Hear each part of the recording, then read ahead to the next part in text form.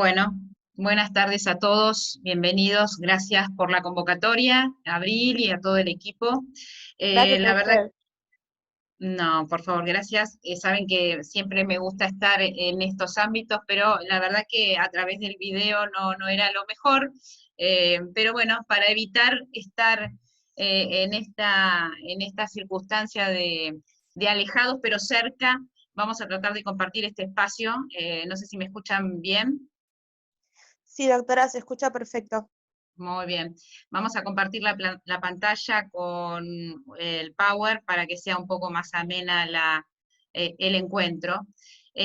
Voy a hacer 45 minutos de exposición y un poquito más si quieren para luego pasar algunas preguntas tal cual me lo dijo la organizadora.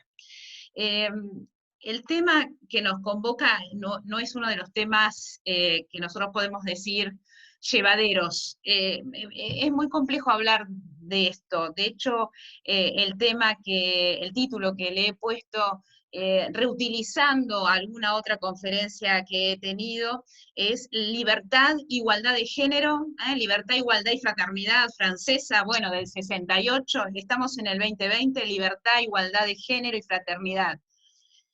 Y un subtítulo que habla del equilibrio perdido o en busca del equilibrio perdido por los hechos de violencia familiar y de género, incrementado ahora por el aislamiento social preventivo y obligatorio.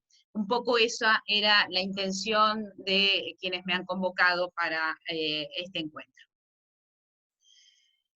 La preparación fáctica hubiera sido lo mejor. Me han invitado los estudiantes a fin de año pasado sin imaginarnos que un virus y un enemigo invisible iba a estar atrás nuestro, y tal vez yo iba a estar ahí con ustedes en esas sillas que estaban acomodando tan diligentemente para encontrarnos. Pero bueno, no se pudo dar así que nos vamos a encontrar a través de este espacio. Este PowerPoint, junto con una normativa del Ministerio de las Mujeres, se la he pasado a una de las organizadoras para que les pase a los asistentes que lo requieran. El Ministerio de las Mujeres de Políticas de Género y Diversidad Sexual han tomado medidas, han adoptado medidas relativas al COVID-19. Todas estas medidas tendientes a acompañar a las víctimas de violencia familiar y de género.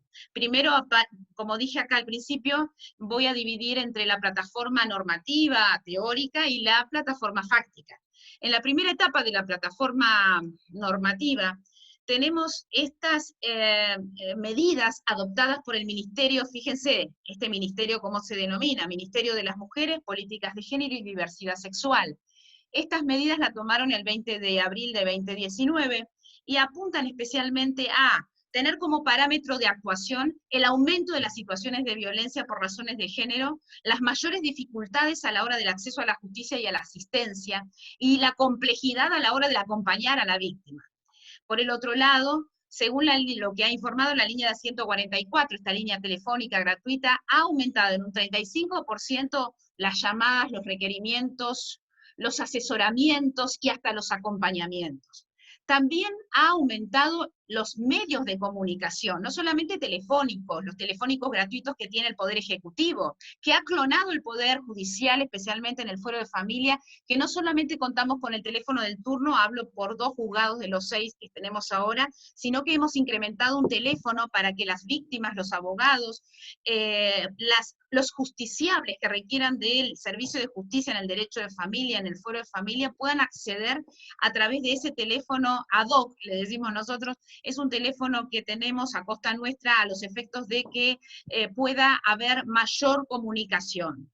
En esa mayor comunicación también se ha aumentado el legitimado activo de la denuncia. No solamente se comunica con nosotros a través de las líneas telefónicas habilitadas por el Poder Ejecutivo y por el Poder Judicial, como les dije hace un momento, sino también familiares de las víctimas, vecinos de las víctimas, particulares que conocen la situación especial. Por eso no solamente la víctima está comunicando, tratando de acceder a la justicia, sino también los allegados, los vecinos, las familias de esa víctima. Muy interesante este detalle de los vecinos y de las los allegados afectivos. La última semana hemos tenido un llamado terrible de una vecina que describe una situación de violencia donde hay gritos, donde hay amenazas, donde se escuchan golpes.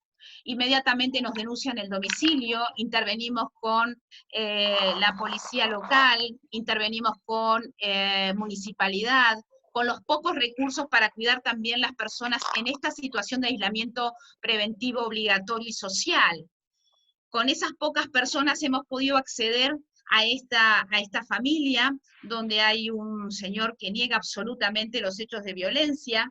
Le dijimos a la señora que se acerque a la comisaría del domicilio para que pueda ratificar o rectificar esta denuncia anónima, a la cual obviamente rectificó, negó de todas maneras que estaba en alguna situación de violencia, ni ella ni su familia, lo que sí agradeció que la intervención del Poder Ejecutivo y el Poder Judicial en esa modalidad. Esto da para pensar, porque alguien que es víctima de violencia realmente puede llegar a agradecer la forma de intervenir. Alguien que no es víctima de violencia, lo que puede hacer es renegar de toda esta movida que le hicimos hacer a esta mujer. Son mecanismos que tienen sus pros y sus contras. También el Ministerio de las Mujeres como medida tomó ampliar líneas telefónicas. Por ejemplo, este dato objetivo de nombrar 13 operadores más en la provincia de Buenos Aires para atender la línea gratuita 144. Y también se dispuso que el asueto administrativo dispuesto por el 165, el decreto 165-2020, no afectara o el personal quedó exceptuado, el personal que atiende el 144 quedó exceptuado de ese asueto. Aumentaron las líneas telefónicas, también se incorpora el sistema WhatsApp. Todo esto para ampliar el acceso de las víctimas a la justicia. Por otro lado, otra de las medidas, vamos al dato objetivo. Siempre estoy dando el dato objetivo, ¿se acuerdan? Marco teórico, objetivo, normativo y marco teórico fáctico, ahora lo vamos a ver.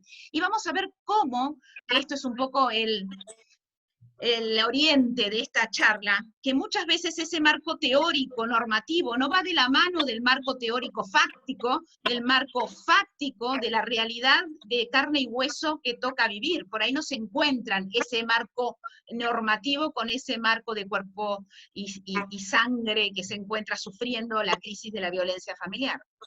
Lo que nos crea el Ministerio de las Mujeres también en la provincia de Buenos Aires como medida es un fondo permanente de emergencia durante este tiempo del COVID-19, pero exige que para que ese fondo sea atribuido a la víctima de violencia, la víctima tiene que tener una violencia de extrema gravedad.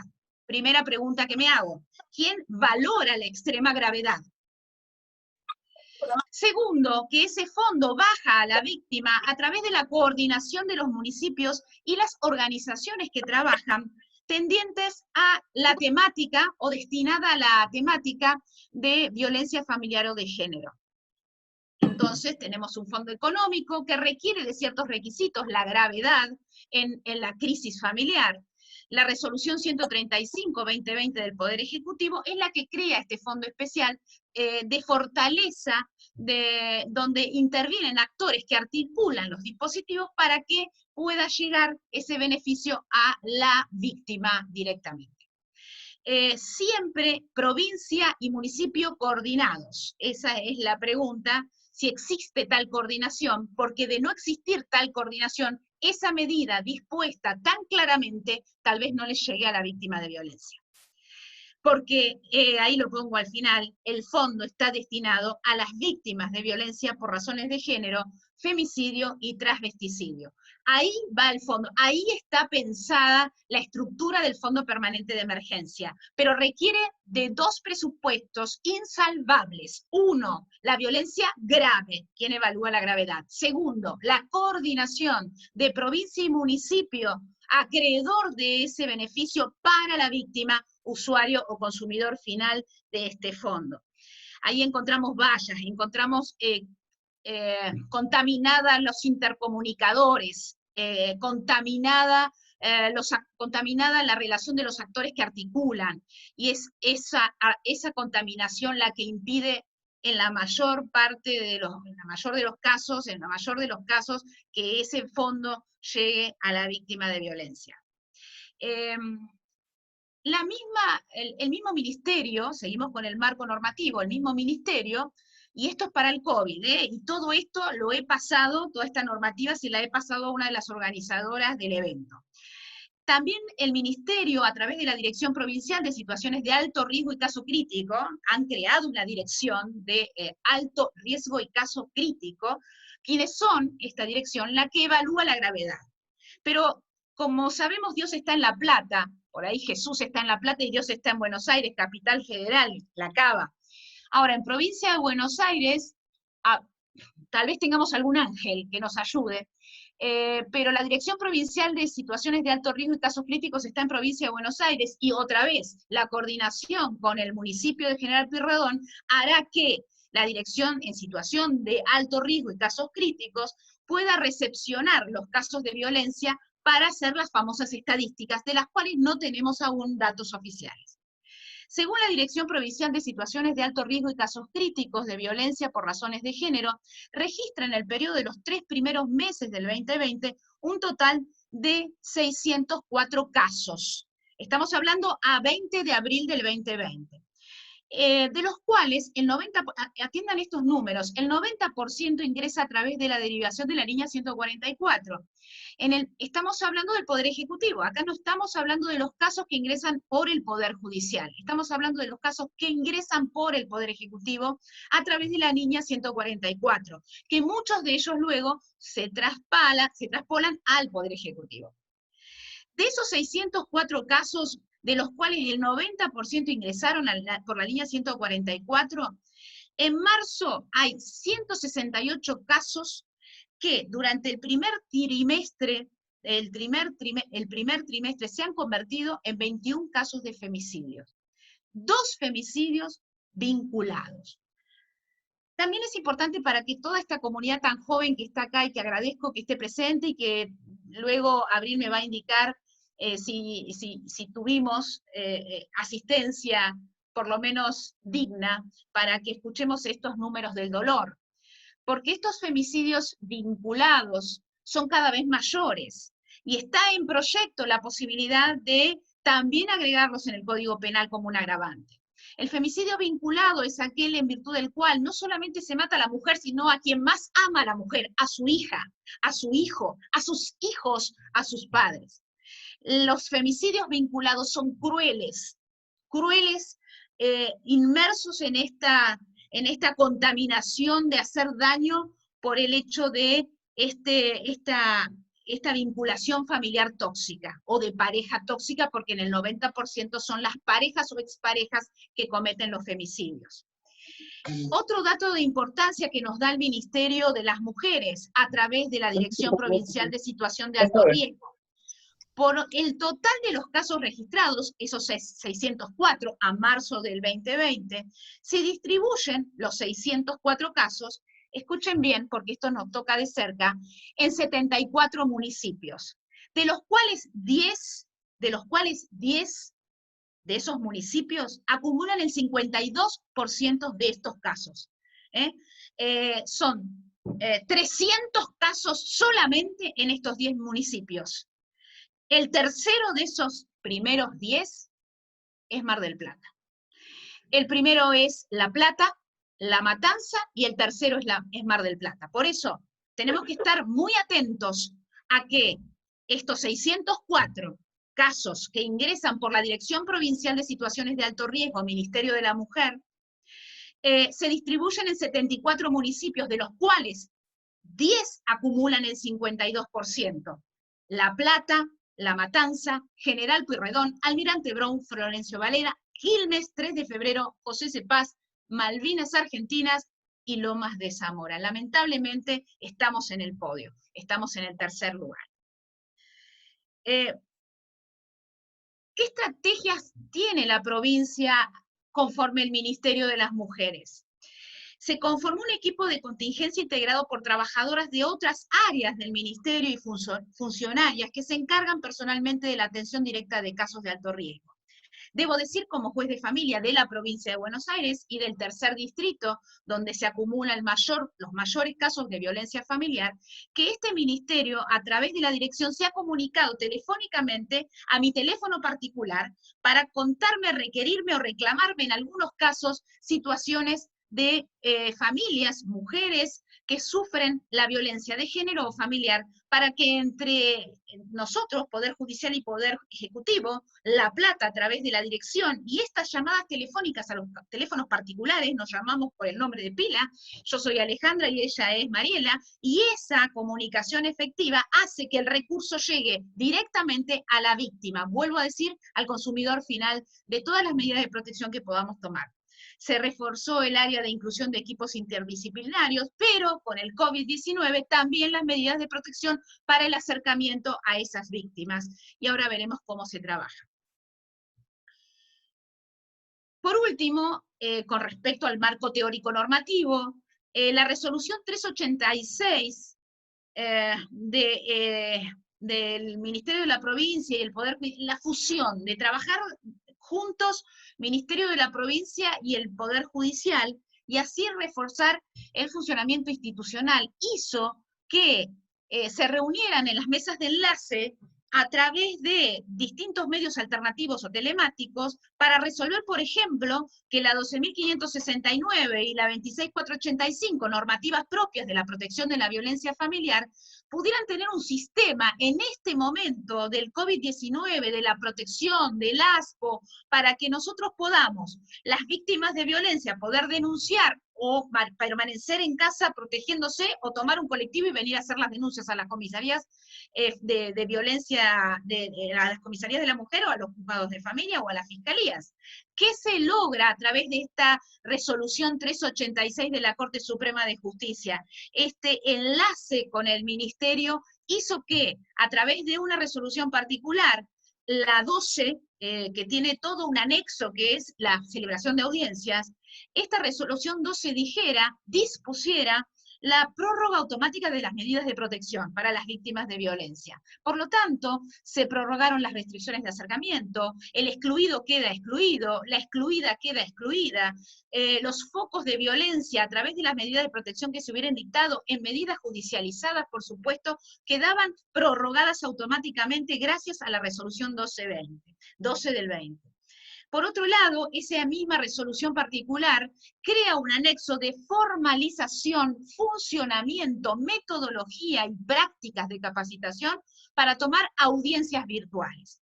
Eso está todavía trabajándose, porque para que el psicólogo o la psicóloga pueda tomar conocimiento o contacto con las víctimas de violencia, aún en medidas prorrogadas, y con los victimarios, se debe implementar el funcionamiento procesal de la norma, no por la prórroga de la medida queda sin seguir adelante lo que nosotros llamamos uno de los remedios, o por lo menos uno de los condimentos o herramientas para trabajar contra la violencia familiar, que es el seguimiento. El seguimiento es fundamental en este tipo de situaciones porque hace a que nosotros estemos en constante tocar la puerta de la víctima de violencia. En una capacitación que hicimos con la policía local decíamos, tal vez su presencia sea renegada. Me contaba una efectiva que una señora decía, me tienen podrida, basta de golpearme la puerta, me arruinaron la vida, lo voy a decir literal, me cagaste la vida, cada vez que venís me perjudicás, le decía la señora víctima de violencia a la efectora policial. La efectora policial confesó en una capacitación y me decía, yo no puedo más, no puedo dar la cara, no puedo estar frente a esa situación, porque sé que esta señora, vamos a poner María, yo sé que está abriéndole la puerta al victimario. Yo lo sé, y niega mi presencia. De alguna manera lo que estamos haciendo es más daño, porque tal vez cuando yo me vaya, me decía la policía, cuando yo me vaya, luego de haber intervenido y forzar tal vez ese contacto, esta señora cierre la puerta y este señor victimario pueda vengarse o tomarla de rehén de esta situación. Muchas veces en la capacitación decimos, esa interrupción, ese llamado por teléfono, ese golpe de puerta de ese efectivo policial, o de los efectivos que en tiempos de no COVID eran la trabajadora social o el psicólogo, o nosotros mismos con nuestro equipo técnico, mi consejera de familia, mi consejero de familia y yo hemos ido a situaciones donde se nos ha convocado para hacer las audiencias en vivo, en esas propias casas, donde nosotros estimábamos tal vez que estaba el victimario, y así ha pasado, que se ha escapado por una ventana o por una puerta trasera, porque llegó todo el equipo a tomar audiencia del artículo 8 de la 12.569, con el psicólogo, con el trabajador social, con el consejero de familia, in situ, en la casa de la víctima, acompañando. Por lo tanto, ese victimario, a la hora de violar las medidas de restricción, tal vez la pueda llegar a pensar 2 veces. Volviendo a las disposiciones del Ministerio de la Mujer, esta fusión de Ministerio, Poder Ejecutivo y Poder Judicial en la resolución 12, que hizo que se prorrogaran automáticamente las medidas, en la segunda quincena de marzo de 2020 y abril y lo que va de mayo, solucionó mucho de impedir que la víctima saliera a pedir las medidas porque automáticamente estaba protegida. Hubieron otras medidas que socialmente se instalaron. El barbijo rojo, las prórrogas automáticas, como decía, de las medidas, pero no podemos olvidar de las noticias. Vamos al marco fáctico, vamos a la vida real, vamos a nuestra vecina que sigue sufriendo violencia familiar y no sabemos qué hacer. Si denunciar, si levantar el teléfono y llamar, si acercarnos a la policía de la mujer y denunciar que mi vecina es víctima de violencia y también sus hijos, y especialmente su hija más chica, que es a la que siento llorar todas las noches. La cuarentena profundiza la violencia, dicen las noticias. Una mujer es asesinada cada 30 horas. En esta noticia de 0223, de ahora no más, 3 de mayo, desde que comenzó el periodo de aislamiento hubo 40 femicidios. En el 86% de los casos ocurrieron dentro de la vivienda. La vivienda como el espacio más violento y más peligroso en materia de violencia familiar. Durante el primer cuatrimestre del año, dice la noticia, 86 mujeres fueron asesinadas en la Argentina, lo que equivale a un femicidio cada 33 horas. En épocas de pandemia fue cada 30 horas, en la cuarentena bajó, fue a 40 horas, y por ahí, por algún portal se habló cada 14 horas un femicidio.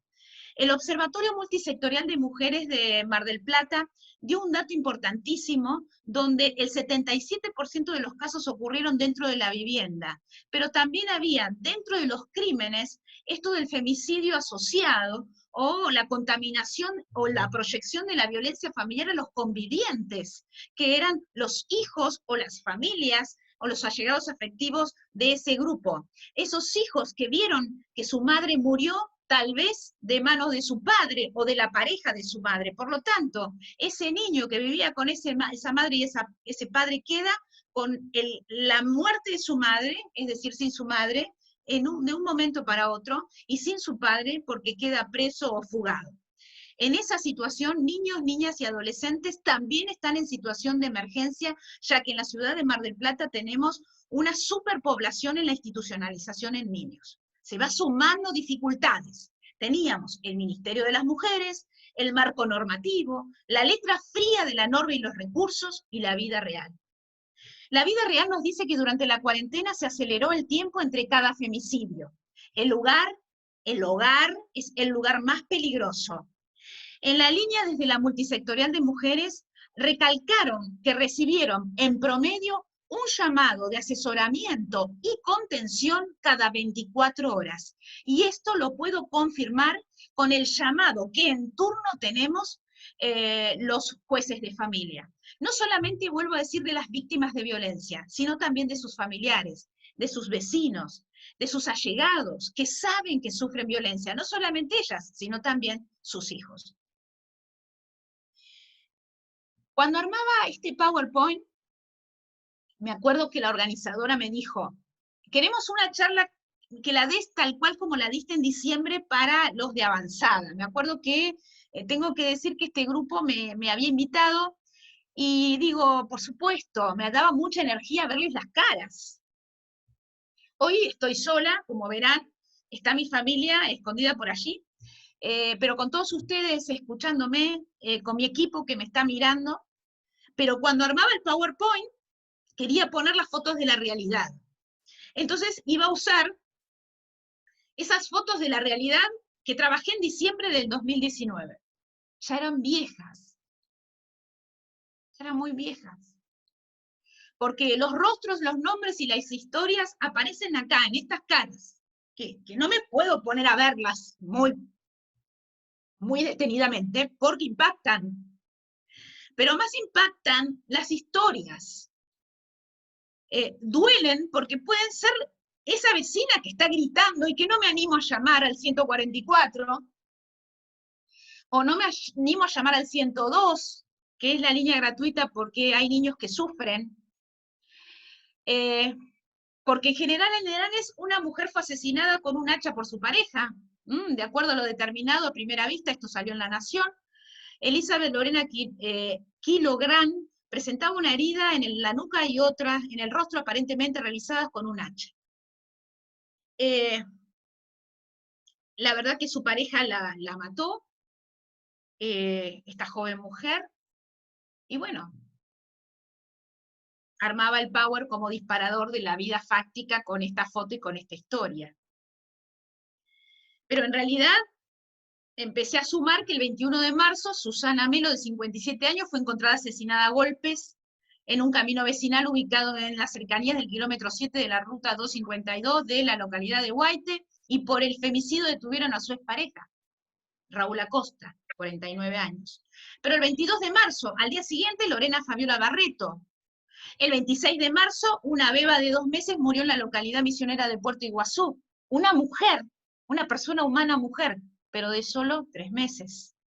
El 28 de marzo, el crimen de Claudia Repeto finalmente apareció, recordarán ustedes, nos toca muy de cerca, 53 años. Finalmente la encuentra su propia familia. El 28 de marzo, el cuerpo de Cristina Iglesias, desaparecido en Montochingolo, aparece también fallecida, y aparentemente y el único detenido es Abel Romero. Primero intentó vincular al doble crimen del narcotráfico, pero finalmente fue una expareja. El 28 de marzo, Leandro Almirón, 21 años, y su hija Solange, de 2 años, aparecieron ahorcados en un árbol, la localidad tucumana de Lules. Para la justicia fue un femicidio vinculado, seguido de suicidio. Leandro Almirón, 21 años, y su hija Solange, de 2 años. Un femicidio seguido de un suicidio. María Florencia Santa Cruz, 31 de marzo. 2 de abril, Romina Videla, 37 años. 3 de abril, María Alejandra Sarmiento, 22 años. 4 de abril, Estrella Florentín, 40 años. 6 de abril, María Yusco, 45 años. 12 de abril, María Solange Divis Ravela, 24 años. 13 de abril, Olga Verón, 37 años. 15 de abril, Camila Aldana Taroco, 26 años. 15 de abril, la docente Natalia Magalí Minaglia, 30 años. 16 de abril, Priscila Martínez, 15 años. 17 de abril, Paola Pereira, 36 años. Fue asesinada por un escopetazo en la cara, y por el crimen detuvieron a su expareja. 9 de abril, Soledad Carioli, Espalde, 25 años. Murió en el hospital de la ciudad bonaerense de Chivilcoy, al que ingresó con síntomas de coronavirus, pero durante su internación los médicos detectaron que presentaba traumatismo de mandíbula, 2 costillas y una contusión en la cabeza, por lo que su pareja, Flavio Emiliano Pérez, de 35 años, fue aprehendido. Todas estas formas de violencia, todas estas caras, todas estas historias, pueden ser las historias que ustedes mismos pueden detectar en su allegado afectivo, vuelvo a repetir, en su vecino, en esa almacenera que es la única que está abierta, pero que ustedes la ven cabizbaja y triste, en su compañera de la facultad, que ahora no la tenemos cerca, pero tal vez a través de videollamadas, de encuentros, de Zoom, podemos seguir rastreando y acompañando que esto no pase. Todas las formas de violencia hacen daño, todas. Las historias de los diarios, las tenemos en los juzgados de familia todos los días. Siempre le digo a mi equipo, tenemos que atender a esa mujer, a esa presencia que cuenta su historia, que que nos dignifica contando su intimidad como si fuera la última vez que la vamos a ver. Es durísimo lo que digo, pero es tan duro pensar y atenderla fríamente, sin escuchar, sin darles espacio de capacitación del operador para lograr la empatía. Sin esa capacitación, sin esa empatía, no podemos llegar a detectar el sonido invisible de la víctima de violencia, el sonido invisible del pedido de ayuda. Analía Florencia se sentó con nosotros, con la doctora Riera y conmigo, mi consejera de familia, en el despacho, después de haber dado a luz a sus hijas mellizas, quienes estaban en el materno. Analía Florencia nos dijo, yo solamente puedo con mi hija mayor, su hija de 4 años, que estaba conmigo en la audiencia del artículo 10 de la 14528. ¿Por qué digo esta ley? Es la ley de procedimiento de las adopciones. Esta mamá quería dar en adopción, lo manifestó al servicio social del materno infantil. El materno infantil se comunica conmigo, me da la información de que las nenas estaban internadas en perfecto estado de salud, su mamá las reconoció, hizo su documentación y luego del alta se retira. Pidió no verlas luego de nacida, porque ya tenía la intención de darlas en adopción.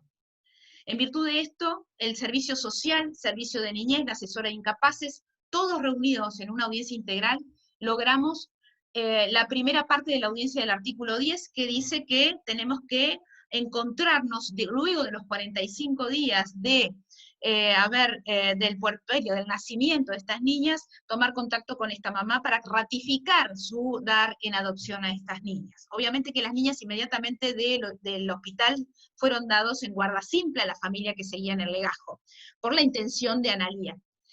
Analía, luego de los 45 días, vuelve a ratificar su intención de dar a su hija en adopción, y me cuenta que es el acto de amor el único que puede dar respecto a estas nenas, así lo pusimos en la sentencia de adopción, y que ella tenía espalda, tenía cuerpo, fortaleza y voluntad solo para su hija mayor de 4 años.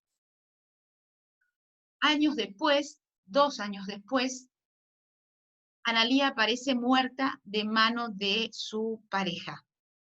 Un femicidio más en Mar del Plata. ¿Por qué nos toca de cerca? Porque todos los días, yo ingreso al juzgado, entro a mi despacho y está el sillón donde se sentó Analía. Todos los días está sentada Analía ahí, contándome que el único acto de amor que podía dar hoy era entregar a sus hijas en adopción. Por eso cuando veo todas estas caras, y por eso cuando veo a todas estas jóvenes que están escuchando estas charlas, digo, qué fortaleza que tenemos en esta juventud que estudia Derecho, que estudia Servicio Social, Psicología, acompañante terapéutico, que quiere capacitarse en estos temas que no convocan demasiado. Que si bien el Poder Ejecutivo está presente con estas resoluciones ministeriales, la Corte con las prórrogas automáticas de las restricciones de acercamiento, lo que estas mujeres necesitaron, a lo mejor lo tuvieron, pero no fue suficiente, es la presencia, es la capacitación de cada uno de ustedes, desde el lugar que estén. Necesitan del llamado de ustedes como sus vecinas, como sus amigas, como sus compañeras de la facultad, para que podamos poner nuestro granito de arena. Las políticas de género están a la orden del día, pero son frías si no tenemos humanos que las lleven a la vida real. La Comisaría de la Mujer está presente para recibir las denuncias. En esta época de pandemia, todas las comisarías, todas las seccionales, más allá de la Comisaría de la Mujer, reciben denuncias por violencia familiar o violencia de género. Tenemos hogares institucionales. Este hogar que es el que hospeda a mujeres víctimas de violencia. Uno solo en la localidad de Mar del Plata. Cuando ya dijimos, según esta estadística, somos la tercera localidad de la provincia de Buenos Aires con el número mayor de femicidios y violencia familiar. La cantidad de violencia familiar y los números nos dicen que en la provincia de Buenos Aires se cierran el 50% de la violencia familiar acontecida en toda la República Argentina. Repito, en la provincia de Buenos Aires se cierran el 50% de todos los casos de violencia familiar denunciados en la República Argentina. Los datos la da la OVD, pero la OVD, otra vez, está donde está Dios, la Oficina de Violencia Doméstica. La Oficina de Violencia Doméstica funciona en la Ciudad Autónoma de Buenos Aires, regenteado, apadrinado por la Corte Suprema de Justicia. No tenemos el mismo sistema en la provincia de Buenos Aires, aunque hay estrategias para que esto se llegue. Hay distintos tipos, y este Power lo tienen, de violencias. Acá dicen que sus parejas lo han amenazado con quitarse las vidas. Primera gran, digamos, acción psicopática del violentador. Temen que le puedan hacer daño a ellas y a sus hijos. Otra razón por la cual quedarse al lado del victimario. No tienen cómo sostenerse económicamente. Otra de las razones por la cual quedarme con el victimario. Dejar que entre por la puerta de atrás mientras los efectores ingresan para acompañarlo. Creen que los problemas no son tan graves. Minimizan cada una de las acciones violentas. Consideran que una pareja debe superar las dificultades y mantenerse unidas, porque así se lo dijo su madre. ¿A quién vas a encontrar que te aguante? ¿A quién? El 90% de las mujeres que han sufrido violencia no se han separado de sus parejas. Tal vez no han podido. La Corte Interamericana de Derechos Humanos nos dice, en cada uno de los casos de violencia familiar o de género que han llegado a la Corte Interamericana, que las recomendaciones que se hacen a los países es la capacitación y los recursos suficientes del Estado para afrontar estas crisis familiares, esta crisis de la violencia familiar y especialmente la violencia de género. Esta mujer española nos dijo, el día más difícil de mi vida es el día que denuncié, que lo denuncié. Cuando leíamos este enunciado, lo repito en cada una de las conferencias, el día más difícil sería el día que sufrí la agresión física o psicológica. El día más difícil sería descubrir que mi pareja es violenta. El día más difícil sería descubrir que mi pareja y mis hijos me violentan. Pero para esta mujer el día más difícil fue el día que denuncia al violento. El día que denuncié, pensé que se había acabado todo. Dice Eva, que ya está. Ese día que hice la denuncia, que me atreví a salir de casa, ese día para mí era el día en que se acabó todo. En ese lugar, en esa oficina donde hice la denuncia, en el juzgado, en la Secretaría de la Mujer, en las fiscalías, esperaba personas humanas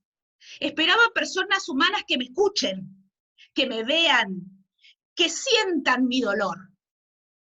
Pero, ¿por qué fue el día más difícil? Porque me sentí desprotegida, me sentí y me hicieron sentir que estaba haciendo las cosas mal, que había contestado mal, que no podían descubrir que lo que estaba diciendo era verdad,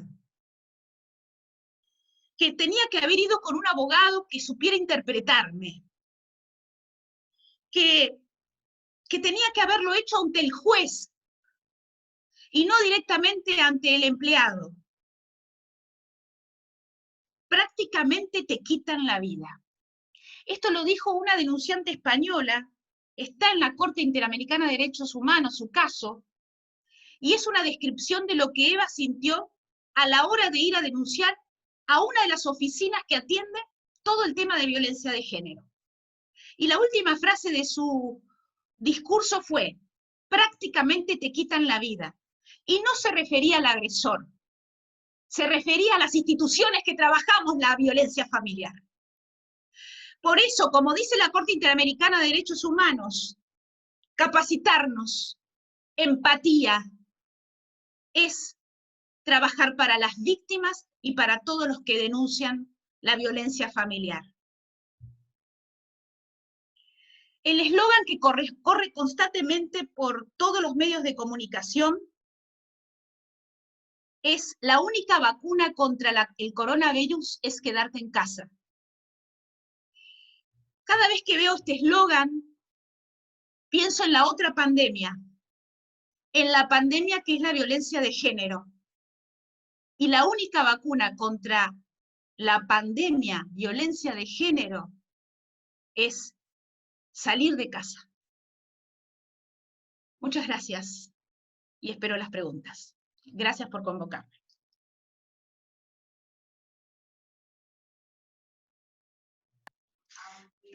Bueno, doctora, muchas gracias. La verdad es muy fuerte todo lo que cuenta y las experiencias que nos contó, porque es verdad, son casos que por ahí tenemos cerca y a veces no nos damos cuenta, no podemos detectar. Yo lo que le quería preguntar es cómo hacer para ayudar en estos casos, ¿no? Desde el lado, más allá de recomendarle a la persona que haga la denuncia y todo, ¿cómo podemos hacer nosotros para ayudar a las personas que por ahí sabemos o pensamos que están en esa situación? Abril, esa es la gran pregunta. Hay tantas formas. Primero tengo que saber qué cercanía tiene esa persona con vos para que la ayudes. Muchas víctimas de violencia no denuncian que son víctimas de violencia, pero lo sabemos, porque hay un halo invisible que las rodea. Abril sabe muy bien que su amiga, su mejor amiga, es víctima de violencia. Sabe que su compañera de clase, sabe que su vecina es víctima de violencia. La única forma es estar,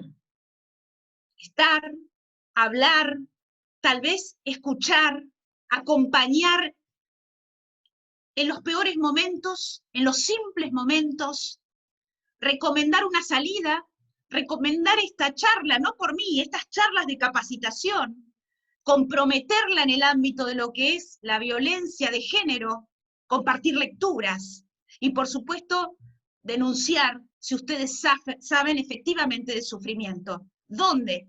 En todos los medios que le voy a pasar a Abril para que tengan y que se resumen en la Comisaría de la Mujer, en la línea 144, por supuesto, y si hay niños víctimas de violencia, en la línea gratuita 102.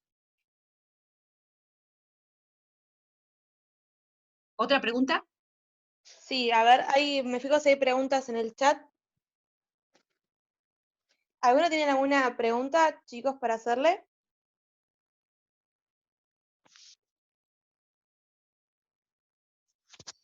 Si no, les dejo el PowerPoint,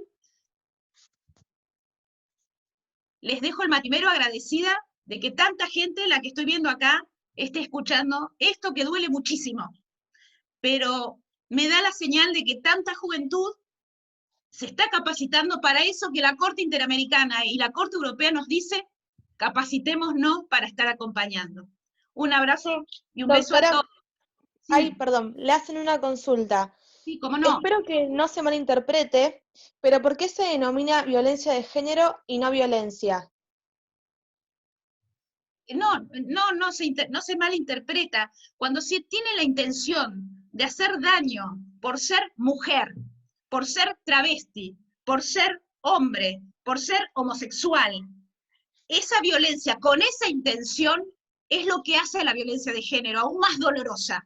No es una violencia cualquiera, es la violencia porque quiero hacer daño a las mujeres, porque es a quien quiero dañar, o porque quiero hacer daño a las travestis, porque las quiero dañar, o porque quiero hacer daño a un homosexual, cuando es el género lo que define y es el motor lo que define la violencia, es aún más grave. Por eso es muy buena la pregunta, excelente. Ahora me fijo en el chat si hay alguna pregunta más. Respecto de quiénes son operadores jurídicos y no actúan con perspectiva de género. Debemos ser denunciados. Lo único que debo decir, debemos ser denunciados. Todos los operadores judiciales, jurisdiccionales, administrativos, sociales, debemos trabajar con perspectivas de género. ¿No lo hacemos? Debemos ser denunciados.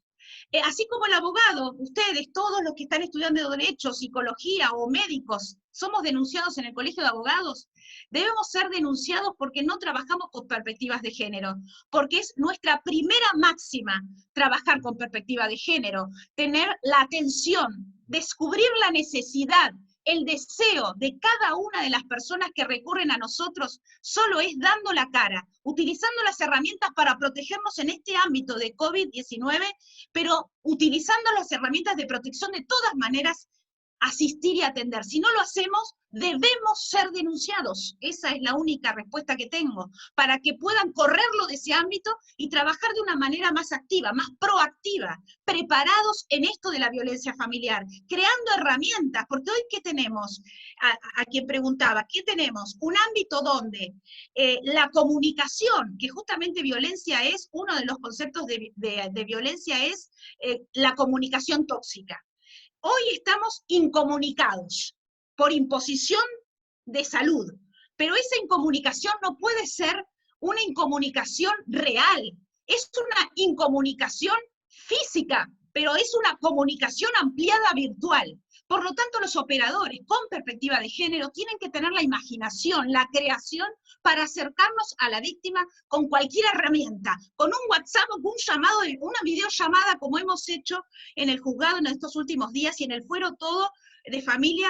Cada uno de los juzgados han podido crear figuras alternativas para acercarse a la víctima de violencia a través de esto, de llamadas telefónicas. En el transcurso de esta semana, digo lo que hicimos en nuestro juzgado. Hemos llamado a cada una de las víctimas de violencia familiar que estábamos en proceso y en trabajo, donde tenían que venir a audiencias y las acercamos por teléfono. La contracara de la llamada por teléfono es, qué peligroso no saber qué hay detrás de esa voz en el teléfono, ¿no?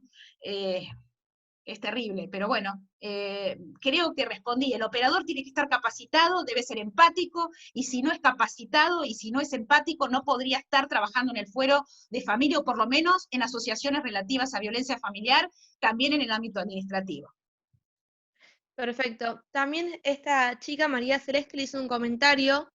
Me ha tocado estar en contacto con víctimas de violencia y en un caso me pasó que la víctima tenía una sentencia de exclusión respecto a su marido y jamás se enteró.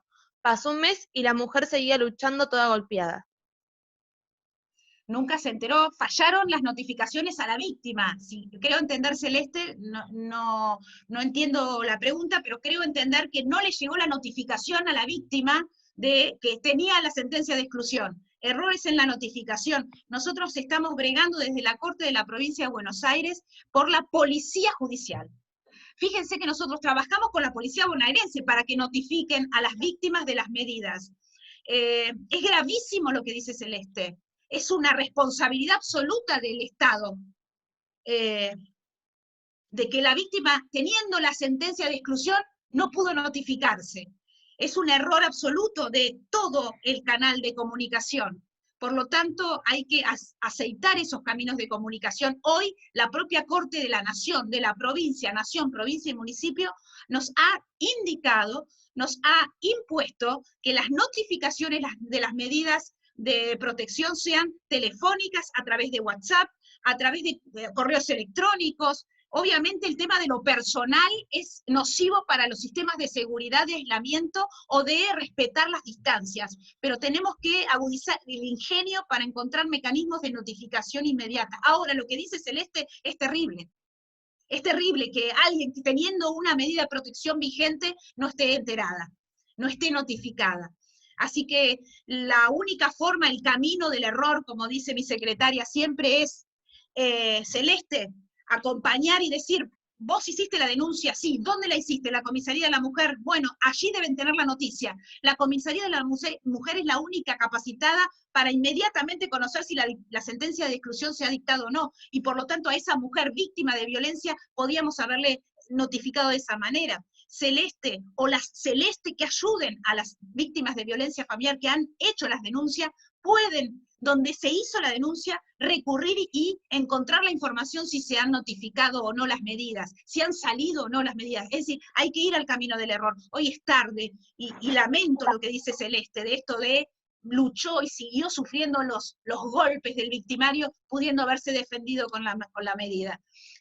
Son casos, cada uno un universo, son casos que debemos resolver, sí.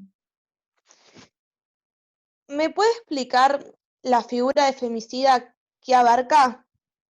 La figura del femicidio, nosotros como jueces de familia no llegamos al femicidio. El femicidio es la muerte por parte de un allegado o no de una mujer. La muerte de una mujer. La muerte inesperada, accidentada de una mujer. No una muerte natural, por supuesto.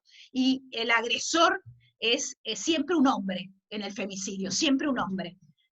Puede ser un hombre que la encontró por la vereda y la mató.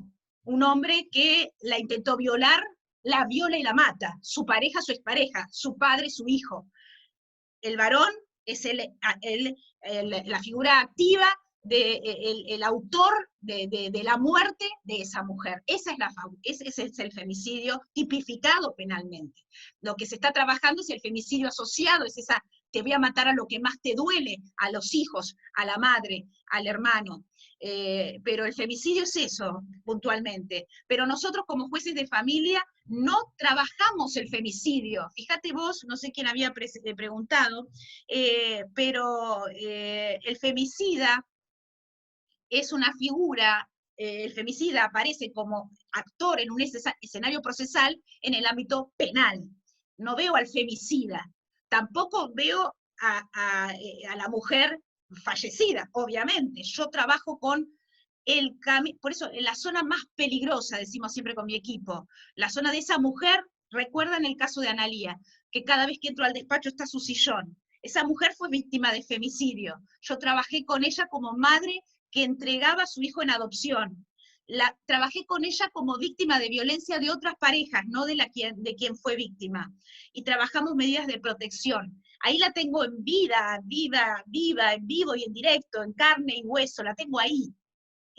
Puedo tomar todas las medidas porque está conmigo, está con el equipo, tiene vida. Y mientras hay vida puede haber recursos para protegerse, pero en el femicidio ya no la veo, ya entra a la esfera penal y es ahí donde el circuito y el fuero penal trabaja, con el femicida y con todas las medidas que respecto de él se deban tomar. Siendo las 19 horas, Abril, tengo una clase, lamentablemente, también en la facultad. Agradezco la invitación y lo que sí te pido, si hubieron muchas preguntas, que me las pases por mail, porque efectivamente voy a contestar una por una. Agradezco a todos los que me están, a Dayana, muchas gracias doctora, acá las charlas, al chat estoy leyendo. Un beso a todos, a Ariana, a Iribe, a Pilar Pena, gracias, que me están mandando los chats de agradecimiento. Así que, bueno, un abrazo a todos. Abril, espero que haya estado a la altura de las circunstancias y gracias por invitarme. Muchas gracias a usted, doctora. Siempre es un placer que nos cuente, y más que nada su experiencia y cómo lo vive. La verdad es muy duro y está bueno este tipo de encuentros porque la verdad podemos concientizar un montón y muchísimas gracias por participar. Adiós, gracias. Muchas Bueno, gracias. hasta luego. Hasta luego.